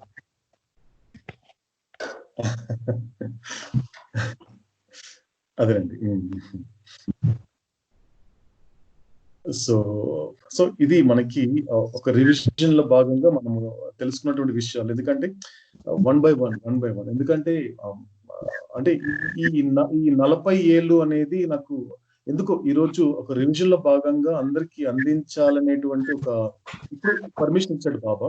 ఎందుకంటే దాదాపు సగం అండి, అంటే బాబా అవతారము అంటే భూమి మీద బాబా ఉన్నది అదే భౌతిక రూపంలో, భౌతికంగా ఆయన తిరిగింది 74 సంవత్సరాలు ఉన్నప్పుడు దాని సగానికి సగం తీసుకుంటే 40 ఏళ్ళు అంటే నాట్ ఏ సింగిల్ డిజిట్. అది సామాన్య విషయం కాదండి గోపి గారు. ఎందుకంటే అంటే ఆయన పడే తాపత్రయం ఎక్కడో చోట, ఎందుకంటే ఆయన మనల్ని ఒక శ్రద్ధ అంటే ఎంత వరకు అంటే ఏం అడగటం లేదు. అంటే ప్రేమించకపోయినా ఒక శ్రద్ధ పెట్టు, ఒక శ్రద్ధ చాలు, ఇంకేం వద్దంటున్నాడు. ఈ ప్రాసెస్ అంతే అదేనండి. ఈ ప్రాసెస్ అంతా కూడా ఒక శ్రద్ధ. ఎందుకంటే అంటే అవతార్ మెహర్ బాబా సమాధి దగ్గర టచ్ చేసిన తర్వాత అక్కడ చూసినట్టు I have come not to teach but to awaken అని చెప్పినటువంటి అవతార్ మెహర్ బాబా అంటే ఎవరైనా అంటే ఫర్ ఎగ్జాంపుల్ మనకి మనం అవేకెన్ అనేది మెహర్ బాబా నాకు ఎలా అవేకెన్ చేస్తాడు అనేది విచారణ కలిగితే, విచారణ కలిగితే ఒకే లైన్ లో చెప్పేశాడండి, ఒకే ఒక లైన్ లో చెప్పేశాడు. ఇక్కడ చెప్పిన ఒక మనకి రహస్యాలు, అది గొప్ప రహస్యం. అంటే ఒకే మాట చెప్తుంది. అంటే బాబా అవేకనింగ్ ఎలా చేస్తాడు, మనకి మేల్కొలుపు ఎలా చేస్తాడు అంటే, నేను నా తండ్రి, నా గురువు, నా సర్వస్వమైనటువంటి, నా శాశ్వత ప్రియతమైనటువంటి అవతార్ మెహర్ బాబా నాకు ఏదైతే చెబుతున్నాడో దాన్ని శ్రద్ధగా ఆలకించగలిగితే చాలు, నా కళ్ళు కూడా తెరుచుకుంటుంది. అయిపోయిందండి ఆన్సర్. ఆన్సర్ వచ్చేసిందండి గోపి గారు మనందరికీ. అంటే అవేకన ఎప్పుడు వస్తుంది? అవేకన అంటే ఏంటి అంటే ఒకే మాట, ఎవరైతే తమ గురువు చెప్పిన మాటల్ని శ్రద్ధగా ఆలకించగలిగితే ఆ గురువు చేత నీకు మేల్కొలుపు అనేది ప్రాప్తించబడుతుంది. శ్రద్ధ నీకు తెలిసినా తెలియకపోయినా. ఎందుకు అంత ప్రెషర్ ఇస్తున్నాడు బాబా? ఎందుకు అంత ప్రెషర్ ఇస్తున్నాడు అంటే ఒక చిన్న మాట అండి. ఎందుకంటే నాకు ఒక గుండె తాటుకుని ఆత్మకి టచ్ చేసిన పాయింట్ అని ఎందుకు ప్రతి శ్రద్ధ అన్నాడంటే, అంటే నాకు ఒక రియలైజ్ అయ్యే అవకాశం ఏమి ఇస్తున్నాడంటే, ఎందుకంటే ఎందుకురా నీకు శ్రద్ధ ఎందుకు చెప్తున్నాను తెలుసా? ఎందుకంటే ఇంతవరకు అశ్రద్ధ చేస్తావు కాబట్టి అంటాడు.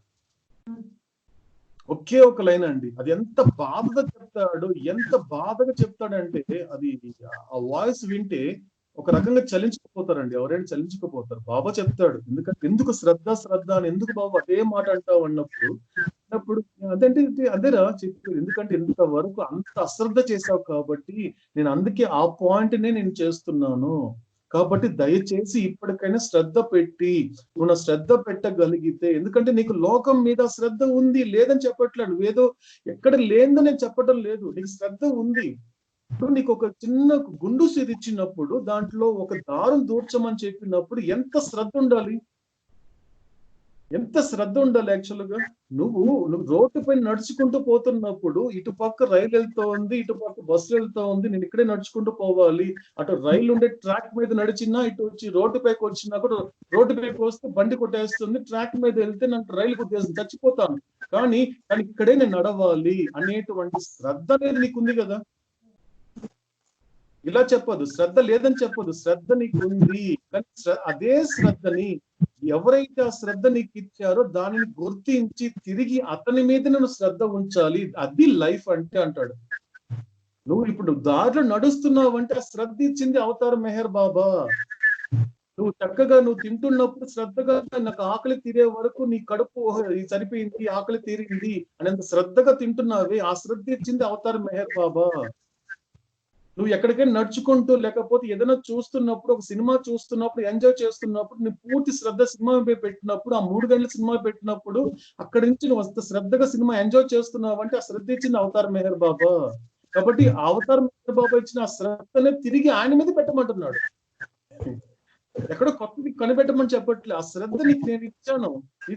కానీ ముందు మాట్లాడుకున్నాం కదా, ఆ యొక్క ప్రవృత్తి యొక్క ప్రభావం అనేది నీ యొక్క బుద్ధి మీద పడేసరికి మాత్రమే నువ్వు అశ్రద్ధ చేస్తున్నాడు. ఆన్సర్ కూడా చేసిందండి. మనందరూ బాగా అబ్జర్వ్ చేద్దాం, మన శ్రద్ధగా విన్నాం ఈ మాట మాత్రం. ఎందుకు ఇంతవరకు ఇక మీదట ఉండదు లేండి, జస్ట్ డోంట్ వరీ. ఎందుకంటే బాబా ఈ అవకాశం ఇచ్చాడంటే ఇది అల్టిమేట్ ఆపర్చునిటీ అండి.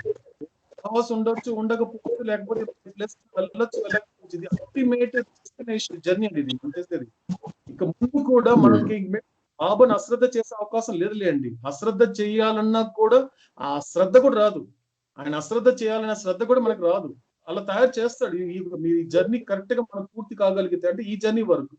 అంటే ఇక్కడ ఏం చెప్తున్నాడంటే మాత్రము అటువంటి శ్రద్ధ అనేది ఇంపార్టెంట్. కాబట్టి శ్రద్ధ నీకుంది కాబట్టి ఇప్పుడు నీకు నా మీద శ్రద్ధ ఉండాలంటే ముఖ్యంగా నువ్వు నా మీద శ్రద్ధ పెట్టగలిగితే ఆటోమేటిక్ గా ఈ యొక్క పరిణామ క్రమంలో ఉండేటువంటి ప్రవృత్తి యొక్క ప్రభావం నీ బుద్ధి మీద పడకుండా నీకు కావాల్సిన వివేకాన్ని నేను ఇస్తాను అని బల్ల గుద్ది చెప్తున్నాడండి. ఇక్కడ బల్ల గుద్ది చెప్తున్నాడు మనకి. 100% నేను బల్ల గుద్ది చెప్తాను, నీకు ప్రభావం పడద్దు, అప్పుడు నీ మీద నా ప్రేమ ప్రభావం పడుతుంది అన్నాడు బాబా. చాలండి, చాలు. మన ఈ జన్మకి ఆ మాట చాలు బాబా. ఈ జన్మకి మనకి ఏమున్నా లేకపోయినా, పుట్టుకుందా, పునర్జన్మ ఉందా, సాక్షాత్కారం ఉందా, మోక్షం ఉందా, పక్కన పెట్టేద్దాం, నా ప్రభావం నీ మీద ఉంటుందిరా అనేసాడండి. చాలండి, జన్మకి చాలా మాట. ఏమొద్దు మనకి. మనం మోక్షం పొందేస్తామా లేకపోతే రియలైజేషన్ వెళ్ళిపోతామా, అది కూడా వద్దు మనకి. నా ప్రేమ ప్రభావం నీ మీద ఉంటుందిరా 100% అని చెప్పేశాడండి.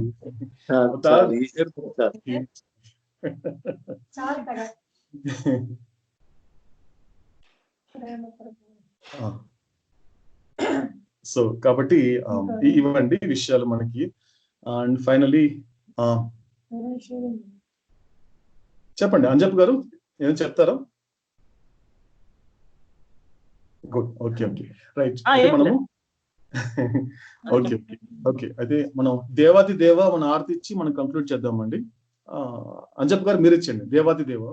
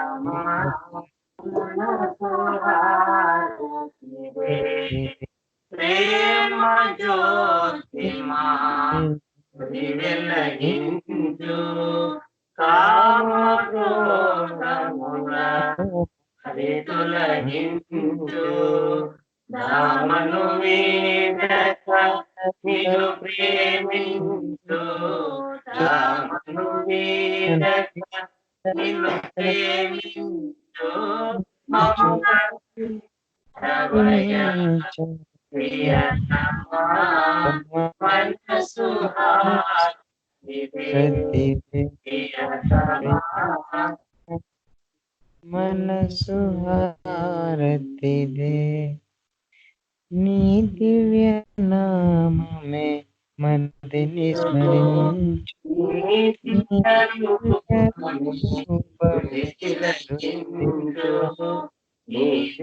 పదములే ఆరాధించు పదములే ఆరాధించు మము కరుణించవయ్యా ప్రియతమా మనసు హారతిదే ప్రియతమా మనసు హారతిదే అహంకారము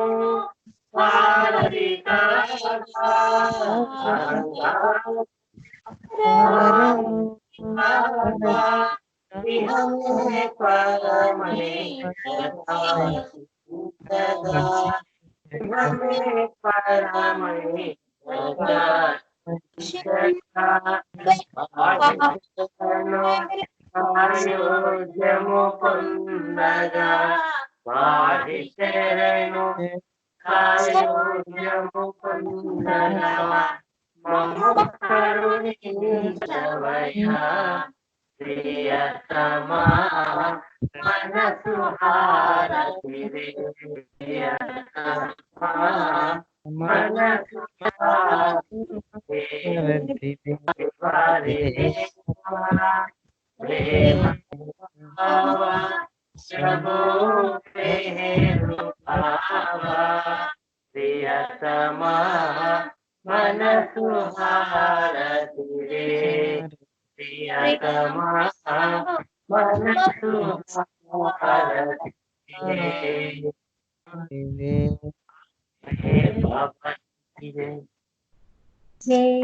అవతార్ మెహర్ బాబా కి జై. ఒక 3 నిమిషాల పాటు మనం నిశ్శబ్దం పాటిద్దాము. అవతార్ మెహర్ బాబా కి జై.